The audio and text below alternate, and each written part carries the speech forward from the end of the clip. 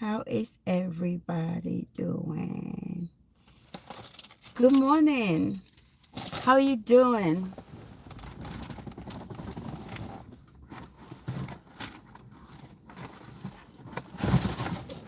It's Apple right here. As you know, my name is Mamle Yuko Godwin, and I still have these books available. Healing from Narcissistic Love, Reclamation of Self, from Betrayal, Emotional Manipulation, Abuse, Rejection. Yes. So I'm encouraging you to DM me on TikTok or Facebook or Instagram, Apple Worldwide, and grab your copies, okay? I also have this one. Breaking and Mending the Bonds. Are you that parent that is being alienated? Are you that person that have estranged family? Are you that person that is still trying to figure it out? Yay, there you go. I have these books for you. Grab your copy and let me know if you have questions. No single field owns the truth of what parental alienation breaks. Lived experience reveals the suffering. Neuroscience explains the pain. Family systems psychology reveals the pattern. Trauma science explains the aftermath. Together, these disciplines tell a clearer story. Parental alienation is not a private custody conflict, but a form of relational trauma with profound psychological consequences for children, parents, and families. Reach out to me and get your copies. All right? Get your copies. I love you guys. Don't forget, your healing is my priority. Your recovery is my priority. The biology of craving. Why do you crave that narcissist so much? Why? Functional MRI studies show that emotional rejection activates the same brain regions as physical pain. The anterior cingulate cortex, right? The insula, the ventral tegmental area. See, the VTA area, that is where you're craving. The addiction you have towards your narcissist or towards why you cannot even let them go. It's here. It have that the same addiction pattern. So you need this book, Healing from Narcissistic Love, to help you understand the dynamics, understand, so that you stop blaming that your friend that is in that relationship that you know they need to leave, but they are in denial. They don't want to go. They have not gotten their awakening yet. That's the main reason. That's why I have these books. You see, as I reread a little bit, you understand now, right? The biology of craving. The reason why you crave. Hi. Aaron, how are you? Hope you're doing well today. It's bright outside, but it's cold. Over here right now, it's so bright, but ooh, when you step in, it's so super cold. Right? So I'm talking about my two books. I'm Mamle Yuko Godwin, I'm Epa White, and I'm the author of these two books to help with emotional healing, emotional manipulation, psychological trauma. These books are meant to help you. They are meant to help you understand your partner. They are meant to help you understand that your friend. They are meant to help you not to be judgmental of that person dealing with this kind of pain. As I read a little bit, you understand that psychological pain, the same pain pathways that physical pain goes through, that's the same pain pathways that psychological pain channels. You know, it helps you understand why that victim refused to leave. It's not that they refused to leave. Oh, you read, page 72. I just read a little bit of that talks about the biology of craving. It's explaining why this person still get craving. Do you have that friend of yours that you know they don't like you? You know they only call you when they need you, but you just can't let them go. You have not gained yourself enough. You have not recruited yourself enough. You have not gained control of your self-confidence enough to let them go. This book is for you. It's not just that narcissist. This book right here is for you. It's to help you reclaim yourself. It's to help you heal from them. It's to help your break away from that codependency. You understand? When the narcissist reappears, right? A text, how do they reappear? You and I know. They will ghost you. Next minute, they show up and they act like everything is normal. They start texting. From that, all of a sudden, they own you, right? All of a sudden, they own you. They've been gone, but then they own you because they are going to wake up midnight and be texting you like you are waiting on them. Like you are waiting to get their text message. You are waiting to answer their phone call. Almost like you have nothing important doing. Oh, they crave that your last stop. They crave that they are the last thing that can ever happen to you, the best thing that can ever happen to you. They crave that when they were gone, you were still waiting for them. That's why you need this book, so that by the time they come back, they realize that no, love you. I love you too, Starboy. I love you so much. How are you doing? Good to see you. Don't forget to like and subscribe to my channel. God bless you. You see that? You don't want them to come back and meet you. When they send you that text message, decrease access. Deny them access. Don't respond. Don't be so hasty to respond to that text message and be like, oh, me, oh, and have those butterfly moments. That's what this book is trying to wake you up from. So grab a copy of this by DM me or go to Amazon. It's available. Healing from Narcissistic Love, Reclamation of Self, Reclaiming the Self After Rejection, Betrayal, Abuse, and Emotional Manipulation. You need these books for you.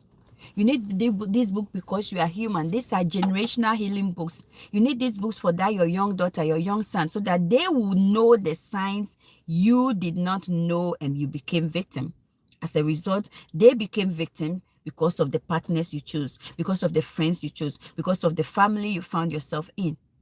These books are to help them to strengthen their grounds, strengthen their boundaries, strengthen their self-love, strengthen their self-confidence, because they are going to understand these dynamics better. I'm going to read this again so you understand that craving, psychological trauma, psychological pain, the pathways they go to the same channels. Addiction goes to the same channels. It's all neurological. It's all in your brain. It's all in your synapses of your brain. It's all boiled down to your neurons.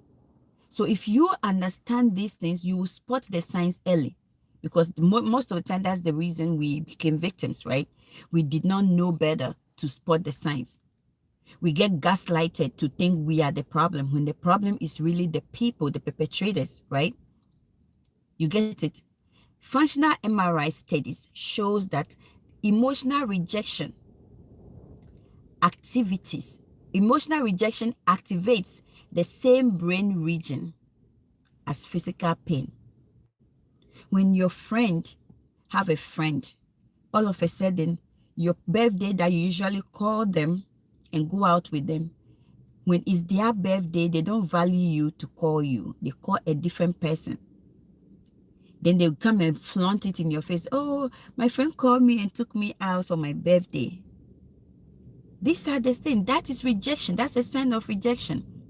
A person they want to do it for you to feel jealous. You need to spot these patterns and excuse yourself from them. You get it? The anterior cingulate, I read that already. So all the neural pathways that this pain goes through, emotional rejection, psychological pain goes through, these are the same pathways that physical pain. If you fall down now and you hurt the same pain you feel, that's the same pain. Except when it comes to psychological pain, some of this pain makes you depressed, makes you anxious, makes you nervous, makes you question your self-worth, makes you question yourself, your identity. There's a workbook that is ready. I just have to pay for it to be edited. That book is to help families and young children work on identity development. Right? When the narcissist reappears, what do? They present with a text, a glance, a memory. They're gonna send you a picture. When you went out with them, how many years ago, how many months ago, they're gonna send you a picture to flash your memory and draw you in. It's all tactic. You get it? Dopamine surges begins. What happens? When they send you, oh, those butterflies come back. Oh, that's us together. That is all manipulative tactics to pull you back in, so that what they are back to achieve, the stimulus they are looking for, the supply they are looking for, they excite it in you. They get it triggered in you. So you start having the dopamine surge. You know, dopamine is a good hormone, the feel-good hormone, the happy hormone. We all need some dopamine. Look at the sun. The sun is out. When you're out, you're getting this vitamin C. You look vibrant. The sun is out. It looks bright. I wish you can see my face. It's beautiful, but it's cold. That is the dopamine. The dopamine comes from the energy. The dopamine neurotransmitter called dopamine in your brain, that is what makes you want to get more. Oh, I love you coming back. Let me get more and more and more. But guess what? They are not back for your good. They are back for supply. Wherever they went, the supply got diminished. The supply got deprived. So they need to find a new supply. You see, when you started putting those boundaries in place, they ran away, right? Because you have cut supply. Now they went somewhere else, got it for a minute. They got discovered. The person to start cutting supplies, they are trying to now figure out how to find their way back. You need to not decrease accessibility. You get it? You decrease accessibility. The brain does not distinguish between the real person and the idea of them. You see that? Just think about that. That's why closure never satisfies. Chemistry does not care about logic. Think about it. The chemistry you are having, the dopamine surge, is not making you have that logic thought process and be like, but they abandon you. You call them, they didn't answer. During the holidays, 1 week ago, the holiday is over. All of a sudden, they are calling you. Your birthday was 2 weeks ago. Your mother passed away 3 weeks ago. They were lost in action, missing in action. All of a sudden, they resurfaced. Why can't you start processing like the person that cares about you would have showed up for you? They wouldn't have abandoned you, but you want to keep giving them a chance over and over and over again. You need to wake up. You need to grab one of these books. Okay, grab this book to help you. Healing from Narcissistic Love, Reclamation of Self After Rejection, Betrayal, Emotional Manipulation, and Psychological Abuse. Get you a copy, okay? DM me on Instagram, Facebook, TikTok, Epa Worldwide for a copy. But you can also grab your copies on Amazon. And then this one, you are an adult that is dealing with that sibling rivalry, family rejection. You need this book. Those estranged relationships, parental alienation. You are married, you are divorced, you are separated, and the children are being used by one parent or the parent's extended family against you. They became tools. As a result, the kids start hating you for nothing you've done. Follow me on my social media platforms and let's learn to break these bondages together. Own this book to help you. All right? Own this book to help you overcome. The therapist nervous system as clinical tool. Every trauma session begins with two nervous systems, the client and the clinicians, right? If the clinician's body is unregulated, it amplifies the client's anxiety.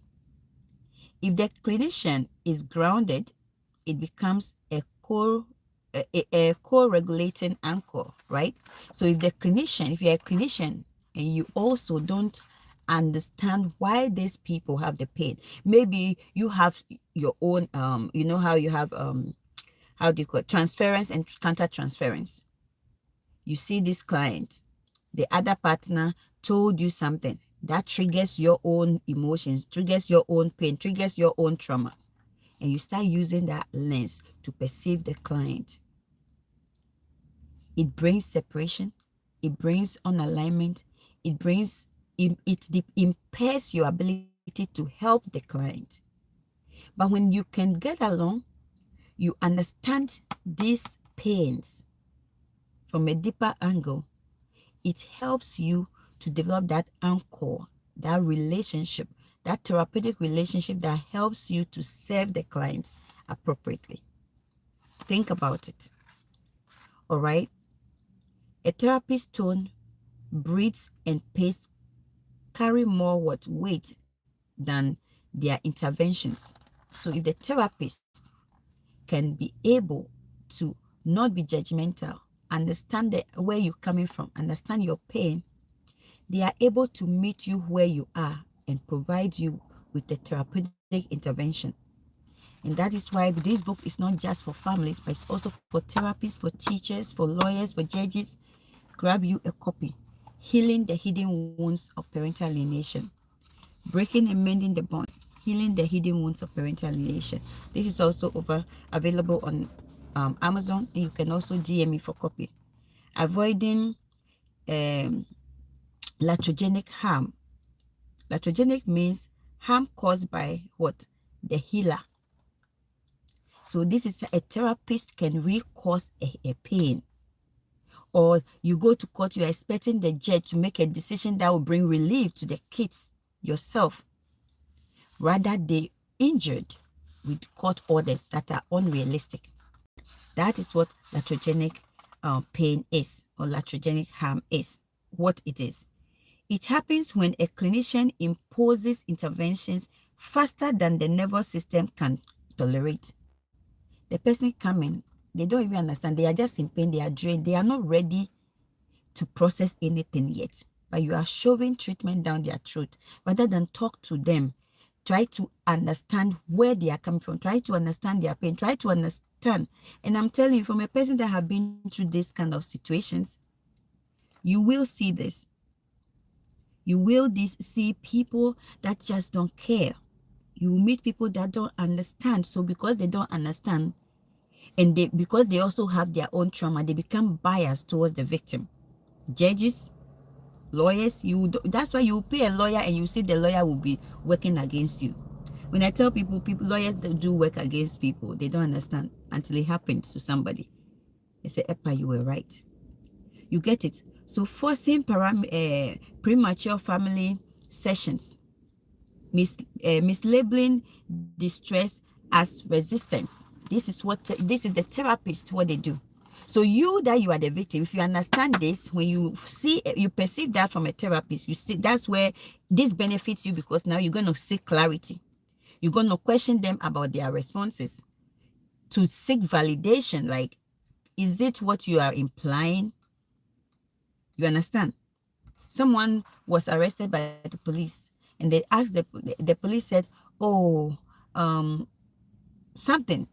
And then the person told the police that, oh, are you judging me because this and that?